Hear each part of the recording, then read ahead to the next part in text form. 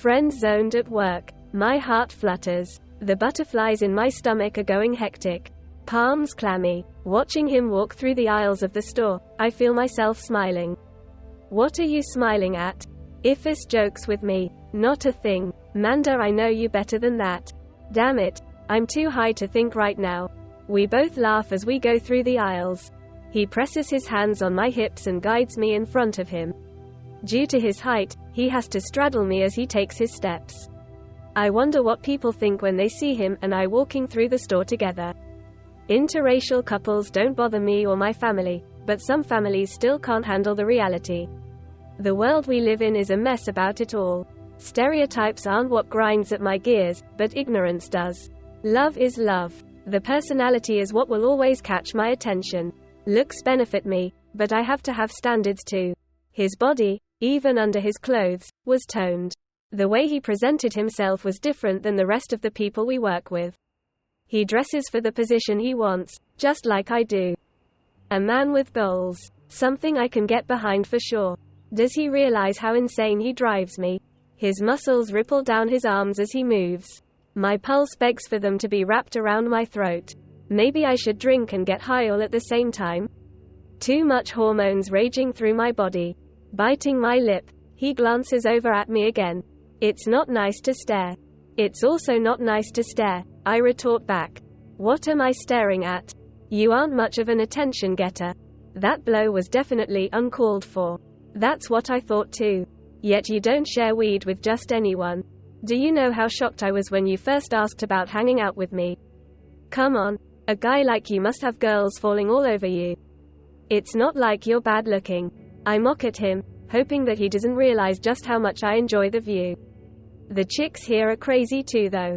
I'm used to a lifestyle where the woman doesn't fight back, isn't as resilient as you Texans are. Whoa now, don't go insulting us all. I wouldn't have to be as resourceful as I am right now, if there hadn't been bad blood between me and too many guys. If there was one that could prove I could count on him, maybe things would be different for me. We continue to walk through the store. His body heat, I can feel nearing mine. He is so close that I can feel his heart beating. It's racing too. That's a good sign, right? Manda, I don't think that you realize what you do to me, he mumbles, and I think I hear him correctly. What was that? Nothing. Talking to myself. I joke. They say that's when people start going crazy. What are you doing tomorrow? You, my mind screams, but as shy as I can, don't really have plans for tomorrow. As the store browsing comes to an end, he walks with me to my car.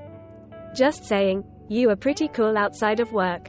I know I didn't see this side of you until tonight. That's my goal. I don't want everyone to know most of my life outside of work. Things need to stay separate. If only I could have both. Maybe he'll move back home and then you won't have to deal with that aspect any longer. He's been talking about it the entire time you've known him. How about this? When you get off work tomorrow, hit me up and we'll see if we can make you some plans. There was a particular tone in his voice and I wish I could place it. What was he up to? My mind races as the possibilities run through my mind. So many naughty options. However, there are things that I know if they happen, we can't go back. I don't even know if he likes me. There's nothing special about me.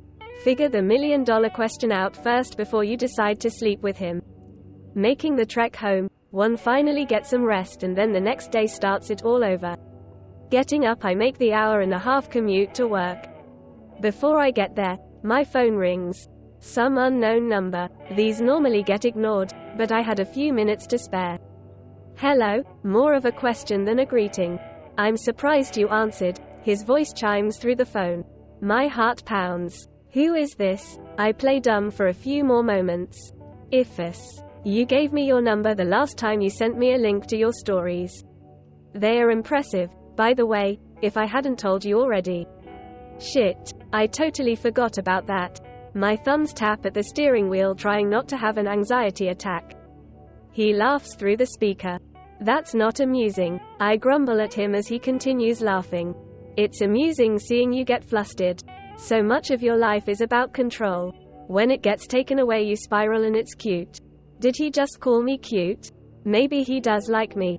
I might have a chance after all. I catch my breath. I'm glad you are amused. I'm not. Any ideas what your plans are for after work? Deflection is my technique. I'd stomp my feet if I could have, but I was still sitting in my car. Still didn't answer my question. The answer is, I don't know if I have plans yet. No one has invited me to do anything. I'd probably just go home and get some sleep. Why don't we cruise the town and see what happens from there? I tense. Is this an offer or a command? My thoughts fire on all cylinders. Gearhead alert. His SUV is gorgeous. Don't miss the chance to ride in the Caddy. You'd hate yourself for all eternity if you do that. Trying to hide the smile, I nod in agreement.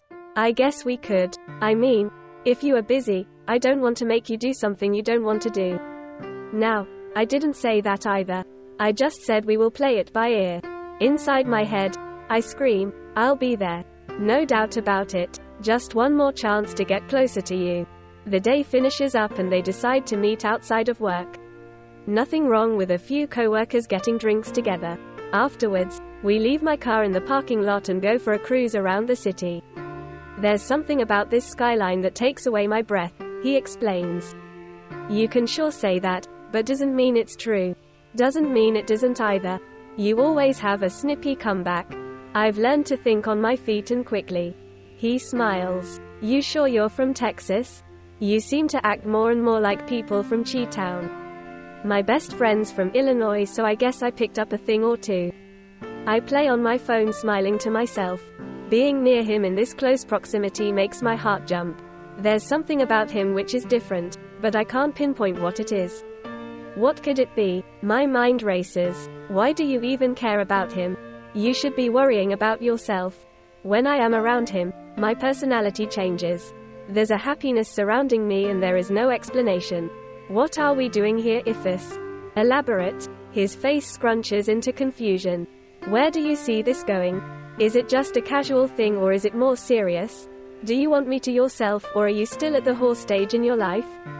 I'm only looking for something casual. If we try something else, it could lead to one, or both of us, being disappointed. Disappointed you would devastate me. However, being let down again, I almost expect. My muscles tense. You shouldn't feel that way. You are a wonderful person. However, I get it, if you don't trust me. I'm just that friend with some wonderful benefits and times shared together. Gazing down at the floorboard of the vehicle, my body slouches. Manda, don't be like that. You are great. We both know that when you make something official that things can go crazy. Let's see where our friendship goes. The feelings I have were unmatched. Devastation ensues and I walk out and leave the door wide open. This isn't a bridge I want to burn. Not just yet.